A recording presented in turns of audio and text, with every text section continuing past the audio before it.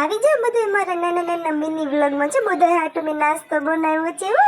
પછી તમારા બધા હાટુ મેં તો ચોળા તોડી રાખ્યા છે, બધા પોગી જશે ચોળા ખાવા. કેટલા બધા લઈ આવ્યા છે મારા દાદા, ચાલો તમે તોડવા હોતન. પછી તો થઈ ગયો બાલ મંદિરનો ટાઈમ, એટલે બાપુજી મને ને બાની મૂકી ગયા બાલ મંદિરે. ચાલી આપણી ગાડી બાળ મંદિરે પોગીને અમને આજ જો કેવી રમત રમતા હતા. ચાચી બધી ધૂળના ઢગલામાં અમને બધા ચોકલાઓને બેહાડી દીધા, અને પછી એવો જે કેવો આકાર કે ને એવો આકાર અમારે છે ને એ ધૂળમાં બનાવવાનો, પછી હાથ દાટી દેવાના ને એવું બધું. આજ તો બહુ મજા આવી ગઈ બાલ મંદિરે જોતા. હું તો જો કેવું મસ્તીને બનાવ્યું, વાહ. પછી પાછા કે હાલો બધા ચોકલા ઊભા થઈ જાવ. પછી અમે બધા ઊભા થઈ ગયા ને તો એમ કે હાલો બધા પોતપોતાના પગ દાંતી દો અંદર.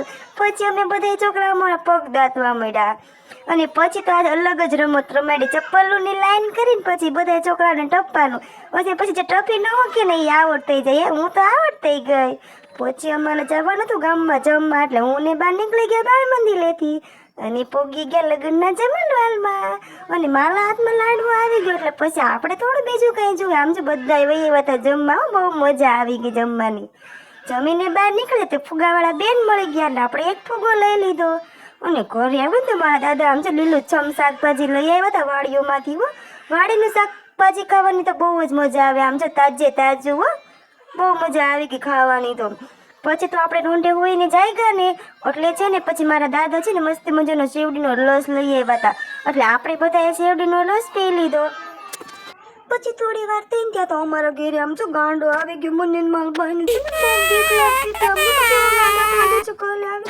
પછી મારા બાએ એને માર્યો ને, પછી જો ભૂયો ગયો એમ કે ભાગ ભૂયો તા હાલ ગાંડો. અને પછી આ બાજુ જો આજે અમારા ઘરે કેવું મસ્ત મજાનું આવ્યું હતું. અને શું કહેવાય, તમે જરા કોમેન્ટ કરી દેજો. અમારા જાંબુડાવાળા બા પોક પાડે છે, કોને કોને પોક ભાવે છે એ બધા પોક પાડ્યું. ત્યાં અમે હું ને મારો ભાઈ છે ને લાડવો ખાવા બે ગયા દાદરી. આમ જોજે બહુ મજા આવી ગઈ. પછી સાંજે બધા એક હારે વાળું કરી લીધા, કઢી ખીચડી બનાવ્યા હતા, મજા જ આવી ગઈ ખાવાની.